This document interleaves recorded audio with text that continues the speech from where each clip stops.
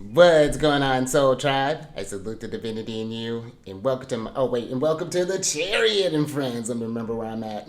Justin here, and how you feeling? The moon is in Virgo. And, I really do like the moon in Virgo. I find that this can be a really great time for flexing those problem-solving skills that Virgo has. There's a real analytical energy, and we're under a lot of Mercury energy right now with everyone with all these planets in Gemini, but the moon being in Virgo. So we're really kind of working the mind here. We're going to talk about that all here in a moment. But if you are new here, again, my name is Justin, and know that when you're coming across this video, you're in sync with the moon, and who doesn't love that? But this is also a place for you if you happen to have Cancer in your placements, Sun, Moon, Rising, maybe Mercury, wherever. This one's for you.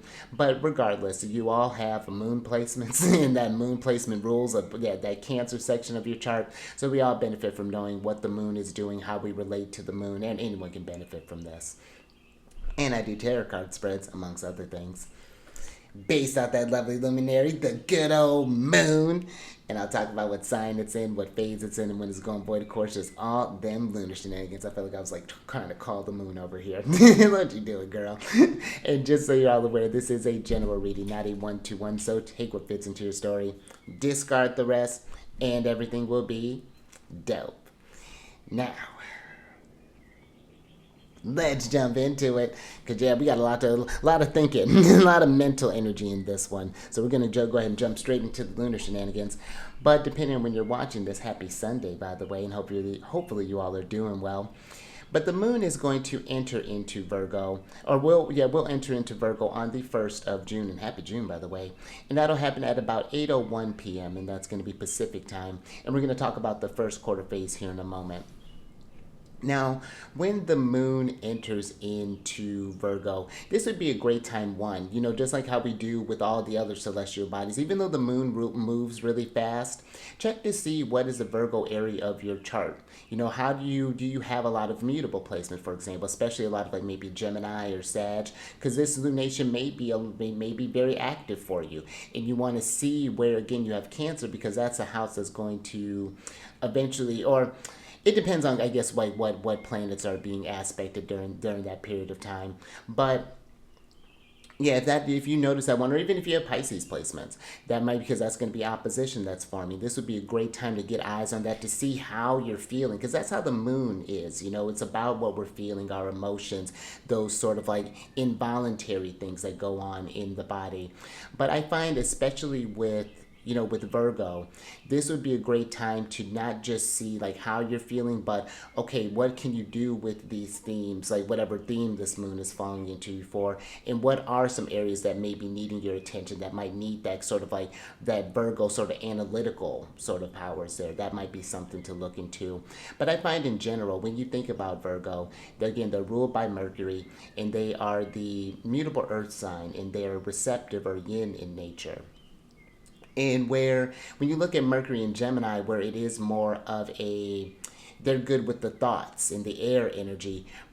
Virgo is great with the material, and that includes the body.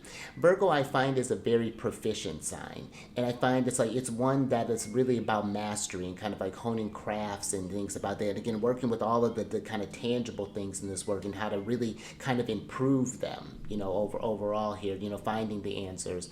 So I think that would be a great lunation, just to see at where maybe some areas that are needing maybe some reevaluation. Maybe you can work your schedule a bit better. Maybe you've better time management. That might be something that comes up. For example, maybe we're looking at how we're eating. Maybe you want to work in like a course of study. Maybe you want to work in some time for some leisure.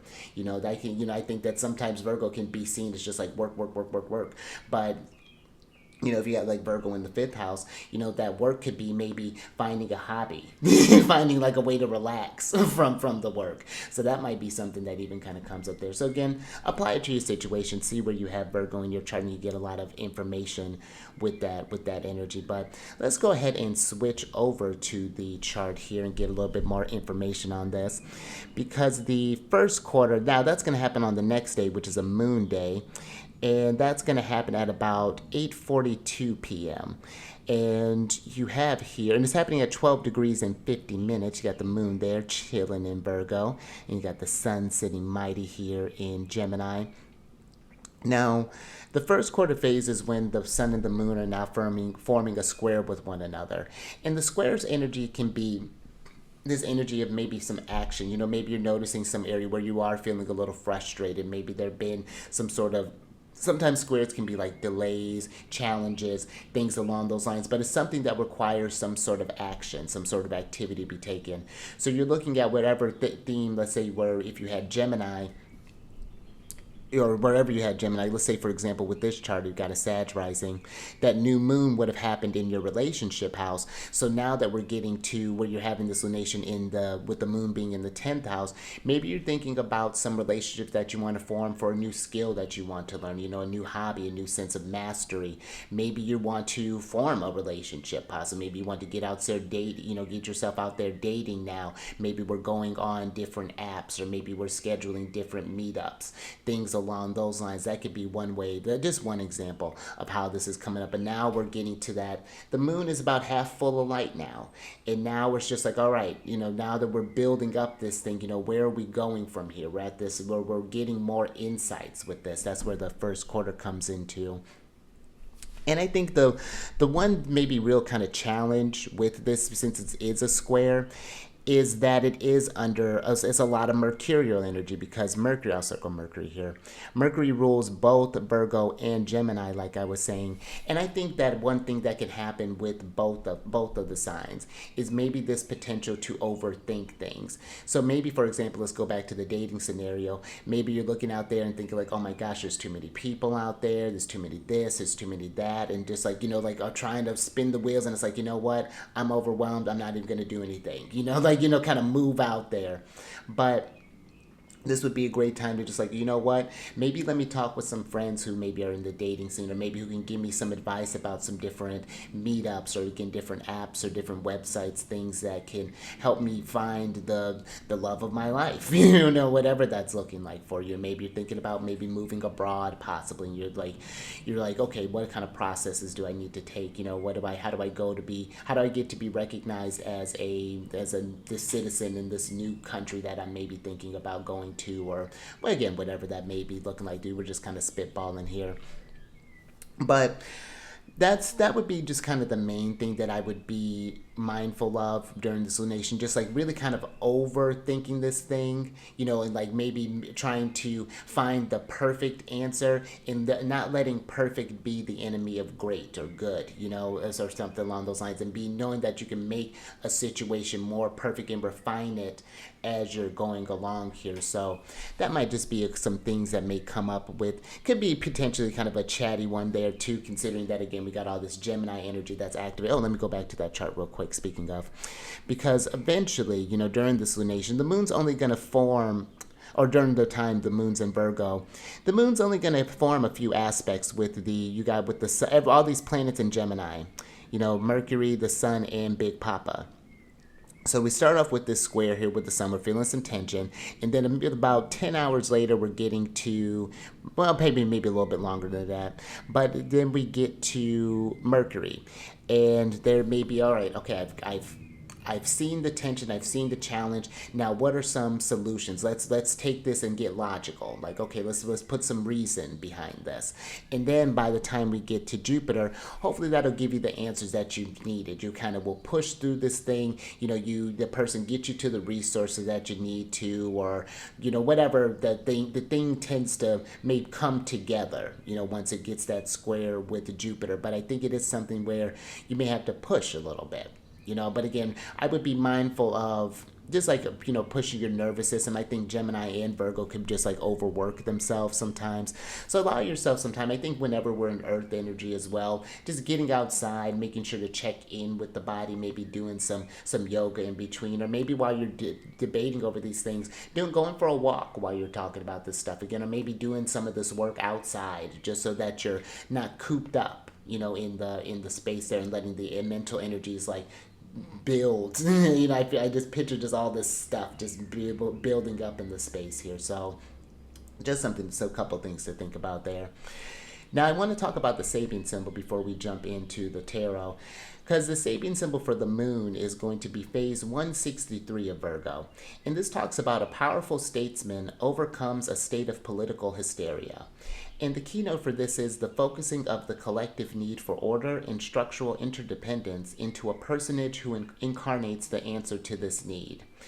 Now, on a broad level, I would be interested to see, over these next couple of days if there is something that comes up in the news as far as like maybe someone coming over, maybe overcoming some sort of like political challenge, some sort of like worldly thing. So that's something that you follow. That may be something to kind of track here over these next couple of days, see if there's any sort of like stories that unfold in that. And I would love to hear that if that's something I could watch. I could get better about watching the sort of the worldly events here. But if you notice something that tends to correlate with these things, leave a comment down in the comment section. I remember the last one that we had, the last quarter that was in Aquarius, it mentioned a lot of like storm imagery and things, and then there was like that huge power outage like a week later that happened all in Europe. So some very interesting things that can come up there if just remember, see how the astrology can literally manifest. But on a more sort of, I think on a more personal level with this one, we all, we're all looking for, of course, like order and structure. And, when there's a problem that feels bigger than us, it's like we're looking for someone to be the answer to the problem. But sometimes I think it's in this one, it's saying that, if there's something that I feel, if you like a certain problem or thing that you want to correct, maybe you want to help with hunger, maybe you want to help with this or help with that. It's like instead of waiting for the person to come, you being the embodiment of, you becoming the answer and figuring out the ways like, okay, what are the steps that I need to do in order to become that person, to embody this energy that I want to be that, and then be this representation for others. This could be an invitation to kind of step into your leadership energy, and this could be just on like, I'm just thinking on like on a more kind of simpler level. This could be where maybe you start like a new health routine, for example. That's usually a really easy one. You start a new health routine, and then you're starting to feel good, you're having more energy, you're getting this glow, and then people look at you, and you're like, you become this vision of health, and it's just like, hey, what are you doing? This is something that I've noticed. Or maybe you've been working on your sleep, you're feeling your mind sharp, and it's just like, hey, how do you not feel like this? People start to look to you for guidance in things. So, and I think there is something about looking at the gifts that you have and not kind of sleeping on what you're capable of here, because the Sabian symbol for the sun is really fascinating. It's phase 73 of Gemini, and it speaks of a famous pianist giving a concert performance. And the keynote for this is an individual fulfillment in the performing of a social function to which some prestige is attached. So this is looking at me, this gives like a virtuosity sort of energy that comes through. And this is, again, like whatever that the quote unquote the call is, this is to you. Like, I feel like this is like answering that call, whatever problems are going on, you showing off your skills on how you overcoming these things, whatever challenges, whether it could be like with home, it could be with the money, it could be with this. And then again, people will look to you for guidance because they'll see you as an expert, they'll see you as someone who has some sort of like, some sort of like natural gifts attached with, again, whatever it is. I'm speaking very broadly here because, we all got different charts and things. But yeah, I think there's something there about that, about not waiting for someone to come give you the structure, just being that, finding the people who have established that, and then, you establishing your own footing in this as well. So just, I think, some things to think about with this lunation here. But let's go ahead and get over to the tarot. But a couple of things before we jump into this. These readings that I do, they're not gender-specific readings, so apply these energies to people as they make sense for your situations. And yeah, I think that's it. So I'm going to pull 6 cards, and we'll get into your I-Ching, some advice from the I-Ching a little bit later. But you got 3 changing lines, and it was for lines 2, 3, and 6. So in those 6 cards, I'm going to get clarifiers for cards 2, 3, and 6. But let's go ahead and first kind of get just like a general energy with some oracle card, with the oracle card or cards here, and see what's going on with that.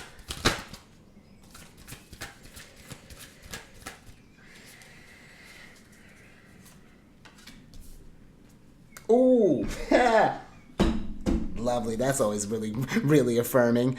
So you got the Eagle Spirit here, which is a card of Spirit has your back. And I think that with this card, and whatever challenge or frustration thing that you may be facing in this new quarter here, this is saying that your angel spirit has your back, that you are divinely supported. And sometimes that divine support can just be just like different omens, where it's like, I remember, when when I'm working with astrology, for example, I consider that divine protection, because it's literally, you're literally getting a map or a forecast of what energies are getting ready to come and what themes may be affected with that and how to potentially work with that. Or, oh, I can see where maybe there might be some tension points in my chart. Maybe I can look into this. And that to me is in a way of like just kind of spirit having your back, just as an example. But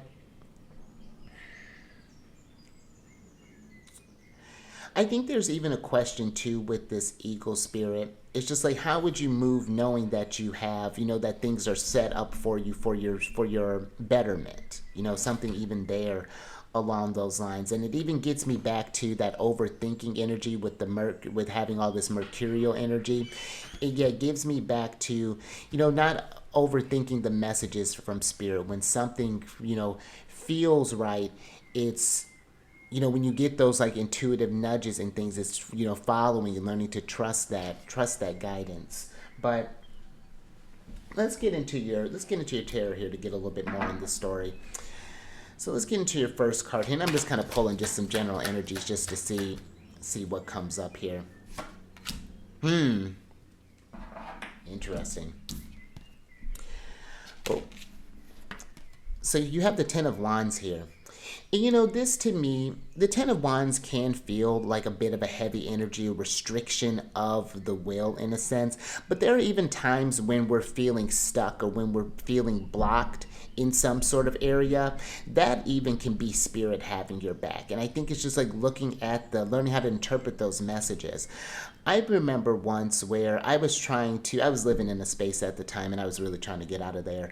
And I was like, I did like these like, it was like, I called a friend up. This is Saturn and Sagittarius. I called the Sag. And I was like, hey, I need help just like going around to these different spots. I applied for a whole bunch of stuff at the time, and I wasn't getting anything back. And it wasn't like something that I didn't have any experience in. Like I was, feel real confident in that, but there was nothing that was moving. I was just like, it was just energy, just all day. I'm like just talking to all these people and just not getting any sort of results. So then I just stopped for a minute. I stopped, and then I just like, what, you're right, Spirit. I think I am trying to force this thing. And then just kind of went about my day. Of course I'm still trying to think about what are some other ways, but then a situation naturally presented itself, and it opened this sort of gateway that got me out of ultimately the whole situation altogether. But it wasn't what I was expecting or how I was expecting it to come. And so this could be even where if you're finding yourself in a bit of a challenging time, this could be just spirit strengthening your will. That's what I think Saturn, this is sad, like I said, Saturn and Sagittarius. And that's what I think Saturn can do in a fire sign.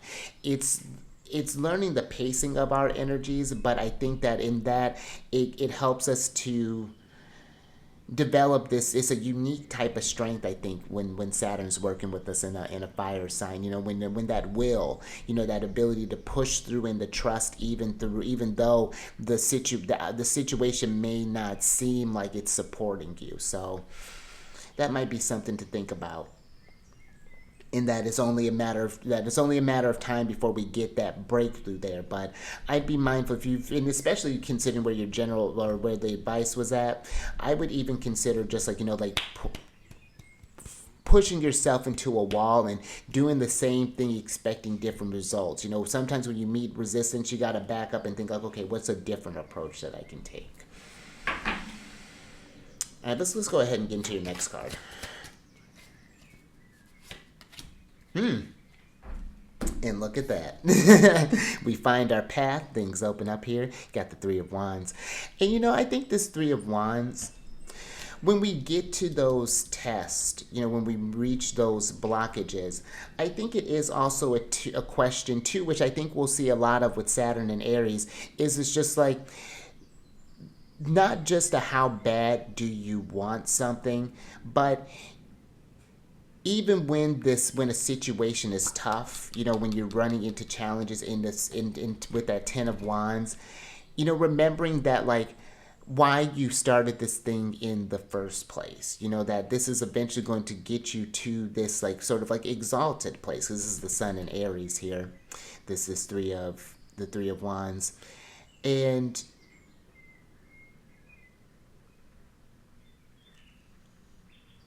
I think that it's as, because it's like I'm getting almost like a waiting energy with this 3 of Wands. It's like, when are my ships coming? When are things going to come to fruition, or when is it going to come to me? Whatever this thing is. And I think that it's sooner than we think, but it's just like, it's maybe releasing your expectations as opposed to, and then working on more of a divine timing sort of thing. But let me get a clarifier with that 3 of Wands, and let's get a little bit more information on this.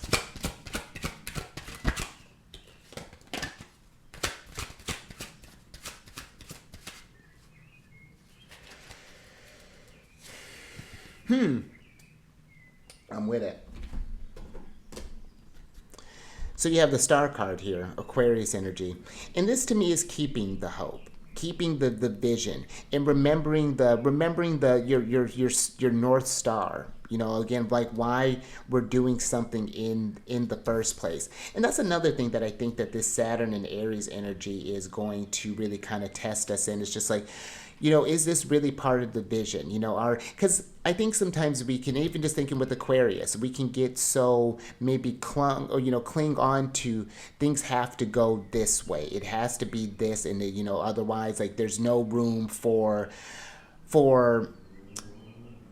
changes. And we're in a lot of mutable energy right now with the, again, the moon's in Virgo. We got 3 planets well, 2 planets in the sun in Gemini. So I think that there is a need to, keep the vision, but maybe, again, how we're going about it is going to be a little bit different than maybe what we had initially expanded. But that doesn't make the dream any less, it doesn't diminish the quality of the dream, is what I'm really kind of getting with this Star card here.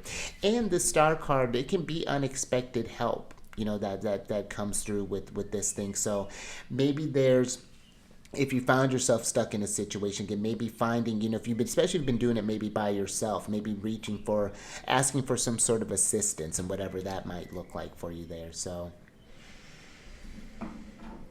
but let's go ahead and get to your next card. See what's going on with that one. Oh, look at all this heat.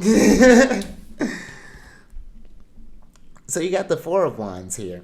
And this is the celebration. This is the getting the thing to completion. And I think it's not necessarily the whole thing, but this is getting to a milestone period. We waited this thing out. We stayed true to the cause. We trusted in spirit, in the angels to have our back. And even just thinking about the eagle spirit, the eagle soaring on high, always has like a real high perspective.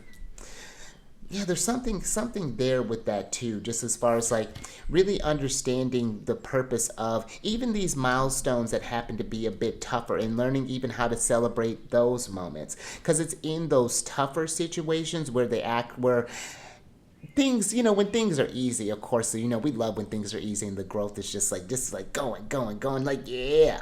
But it's in those moments where our will's been tested, where maybe we had those kind of like dark nights, where we had those doubts, those questions. There can be a lot of gold in those situations too, and those times can be even great ones to celebrate, because 1, you've overcome them. But 2, you also get a new tool to pass along to other people as well, which that eagle spirit is perspective, a higher vision, angel's vision. That I think this energy is also bringing to here. But let's get a clarifier with that 4 of Wands.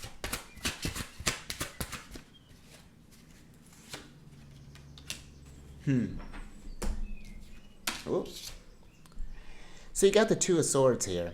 And I think that this is trying to stay in equilibrium with this energy, because this is the moon in Libra, and that's a lot of fluctuation that's happening. That's a lot of like oscillation and just kind of waffling energy. And this to me is learning how to stay balanced in the change. Even though, she's got this fire that's going on underneath her, behind her, there's this hydra, there's a whirlpool, all sort of distractions there. But this figure is like tuned in to the moon, tuned in to the stars. Look at this beautiful night sky. And I think that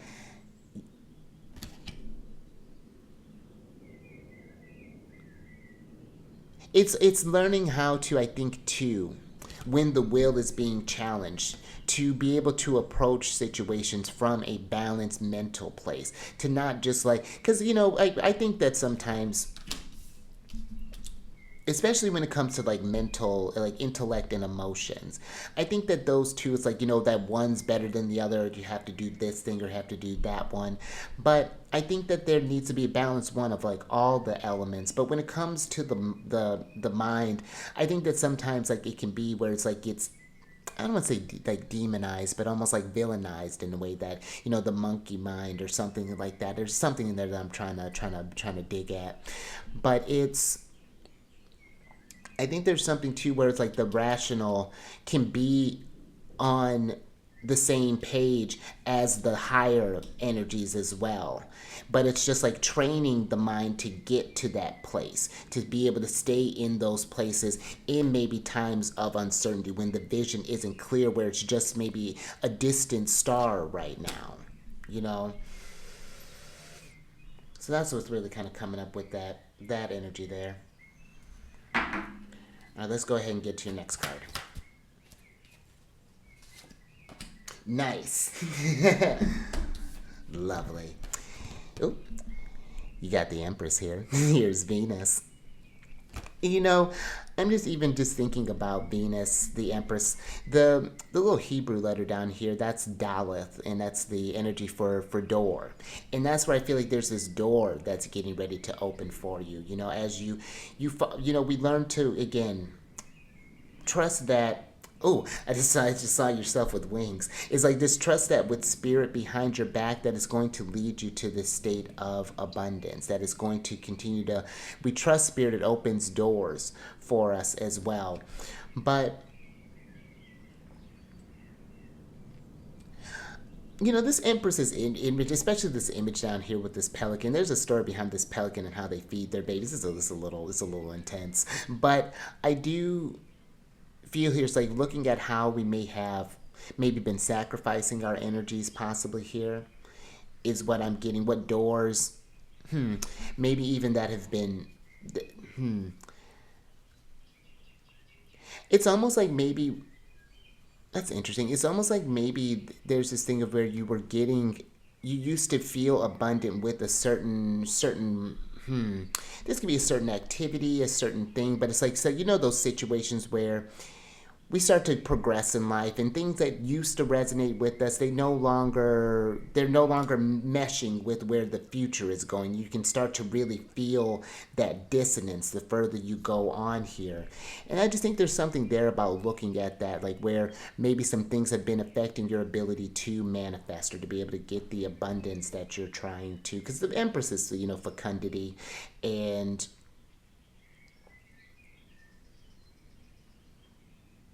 I even think too is how do you keep, even when the abundance isn't as you visualized, it's still holding that space of that doesn't affect you. You're still, because you're the one that's creating this thing. The abundance comes from you. It's not the stuff that's that's just a, maybe like a verification. I don't, because I don't want it to be like you where you need a certain outcome to feel validated about how abundant you are.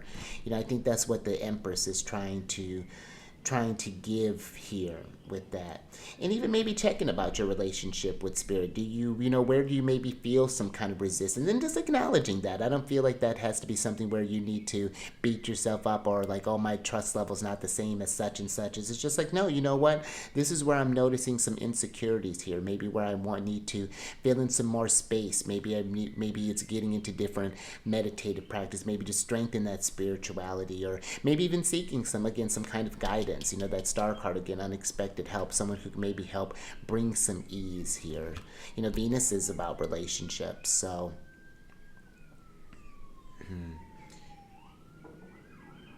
That's interesting. I'm with that. Let's go ahead and get into your next energy. Nice. So you have the Ace of Disc here. And it's like look at this. It's like we start off a little tense, we kind of find the path here, we get that milestone, you're feeling abundant, and then the next thing pops up here. The aces are the roots of the element, and this is the roots of the elements of earth. This is where the actual things that start to materialize in this world come to being, where your abundance really kind of takes fruit and takes that seed here. It's almost like the seed to the Empress. That's what this energy is giving. Venus is getting ready to enter into Taurus here soon, so that's going to be really lovely. A real rich, grounded energy. The benefics are going to be in great places here soon. So this would be, I think, even just a great time too to just like, because the first quarter, again, is about action, taking some sort of initiative towards whatever area was activated during this new moon. So this would be the time to really start sowing some seeds, making some steps, and then just trusting in the process and seeing how it unfolds as it goes along here. But again, the aces they're just the potential of the energy. Because if we're feeding that seed, just thinking with that Empress, if we're feeling that energy with just like doubts and things, and just like it'll in a way kind of taint the energies some. If we're in that sort of like lack there of sense, then we can't appreciate the abundance that is actually around us, and then it almost gets to this where it could seem like you're taking the energies for granted in a way, or taking these situations, and again, apply that how that makes sense. But that's just what this messages are kind of giving me here. All right, now let's get to your last card here. Oh, all right, we got another seed card here. We got the Ace of Swords, and this is the root of air. And so I would say look at your thoughts. Again, we're with this heavy Mercury energy right now, and with this first quarter here, see where you're initiating from. Pay attention to, again, maybe the conversations maybe even that you're having, or the relationships, one that are maybe suppressing you, keeping you from off your path here. That might even be another thing that might be coming up there. So I would look at that, but it all starts with the thought. And then that thought becomes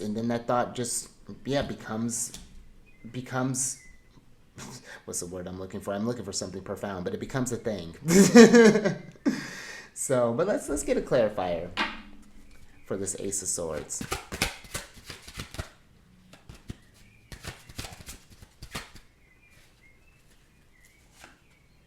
Lovely.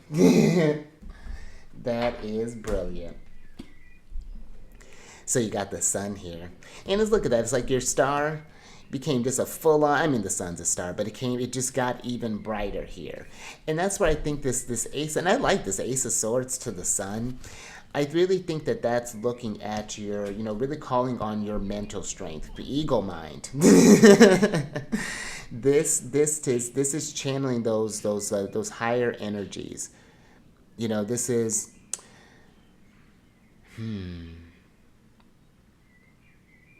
And I'm almost getting like an illumination of the thoughts as well, really shining a light on where the minds just had been as of late, and the conversations, and maybe even the things that you've been. Because with this Gemini energy, the interesting thing about Gemini, I think, you can think about how Gemini can learn really fast, but you got to be mindful about what you're taking in too, because there's so much stimuli, there's so much information out there that's just being given to us at just any given time, sometimes forced upon, so I would be even just pay attention to just maybe even how impressionable the mind can be sometime, and just kind of flooding that with some light energy there, really doing some things that it's almost giving me like a mental cleanse. I'm even getting with that kind of sun to the Ace of Swords here. So Yeah, definitely something to meditate on. But let's go ahead and switch to the I-Ching here. Get some advice from over there, because you got hexagram 23, which is loss. Now, if you want to learn or dig a little bit more into these hexagrams, there is a link down in the description box where I have a link for the website that I get the kanji from. But there are all sorts of sources out there for you as well. And this is mountain over earth. And like I said, you got changing lines 2, 3, and 6. So let's start with the second changing line here, which talks about hitting the bed with the knee, the dream bodes ill. And this really kind of takes me back to that 10 of Wands energy. You know, if you hit you, because you know when you when you hit your leg up against the, especially up against anything, that does hurt. And I think that what this hex or what this line is trying to bring is when you keep forcing yourself up against the wall, because that really gives me Saturn and Aries energy. You're trying to push against these boundaries. The dream is going to bode ill. You know, it's not going to be one where you're going to get the results that you want. You know, it's just like expecting the same thing, you know, and hoping for a different outcome. It's just going to lead to this frustration, and maybe even ended up to you giving up on something too soon. You know what I mean? So that would just be something that I would pay attention to avoid any sort of like loss, because that could be loss of motivation. You know, this energy could be that this can bring up there. So that's just some thoughts on that one here. Now with changing line 3, it talks about hit it, no fault. And this to me, it's like, okay, we've taken this time, we've taken a step back, and just because you've hit a wall, that doesn't mean that you maybe necessarily are on the wrong path. It's just like, or that you need to abandon this thing altogether. It may just be a time for reevaluation. This wouldn't be a time for just like, oh, you know, like this was a waste of time. I did this, I did that, and just again throwing out the baby with the bathwater in a sense. You know, I don't particularly like that phrase, but that's what's kind of what came to mind there.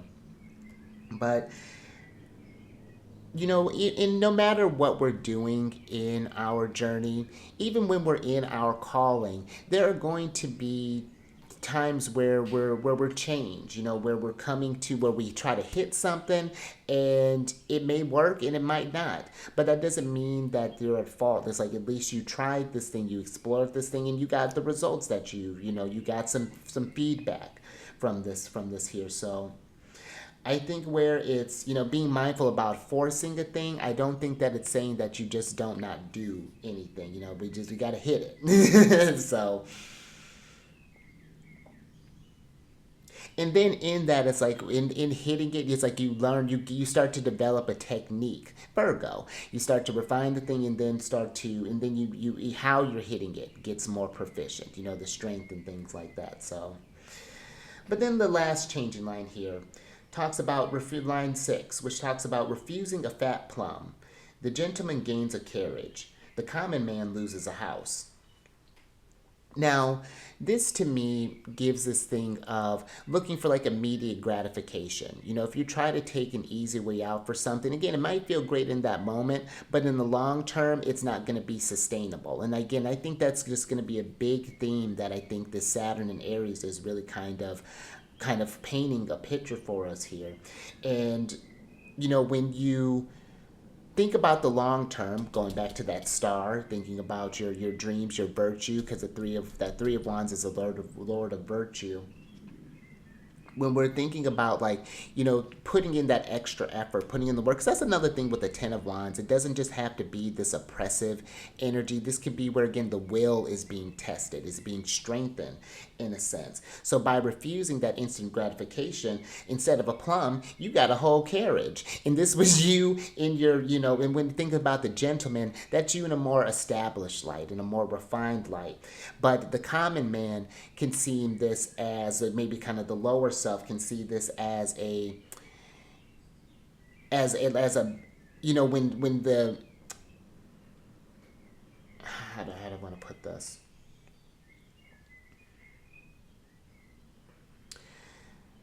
because I think with the common, when you go to search again for those instant gratifications, then you lose the big dream. You know, you miss out on, you lose something bigger in the long run, because again, we've become used to chasing those quick fixes as opposed to building that stamina with this energy. And so that's one that I would really kind of pay attention to. And actually, I can go ahead and switch over here. But yeah, that's something that I would pay attention to with that last one is, yeah, we may, and I think that's just where society has gotten with just like the internet and all these things, where we can just get things so fast, so easy, that we expect that, but that doesn't work for all things. And so you may think you've lost everything by not, by taking the long road, but then when you get that big reward, that empress, that empress sort of prize, then it's just like, oh, that's what all this was for. So I think it's just some things to meditate on there. But yeah, if you like that, if anything resonated with you, give it a thumbs up. And share this if you know somebody who can get some nuggets of wisdom from this. And then subscribe there, you Empress. Hit that bell button to get notified when I have these videos each day. And if you want to work with me more personally, if you want to get into learning more about your natal chart, how to what are some, how to work more and accentuate more of the positive things and get eyes on maybe the more kind of things that may be running behind the scene, just know yourself on a deeper level. Or if you just want to work with the transits, maybe see what kind of perfection you're in, whatever that might be looking like. Down in the description box is a link for the services that I provide and how to get in touch with me and how to set all that stuff up. And if you have any questions, my email's down there as well, so feel free to definitely reach out to me. And then also, there's a link for my other channel, Alchemist 8, where I do the weekly videos, one that come out every Mercury day, and they just talk about the celestial bodies and what signs they're moving into, what energies to expect, and how to work with them. And then I also have these series of videos that I'm doing that are different celestial bodies and different signs in different houses, and just like my thoughts on those placements there. So if that's something where you want to get just kind of like a snapshot of what your, just like your placements, that's available for you as well. I got those all all organized in playlists for you there. So, but until next time, stay mindful out there. Keep eyes on that moon, and I will catch you on the next one. Oh, how funny. Mercury Day.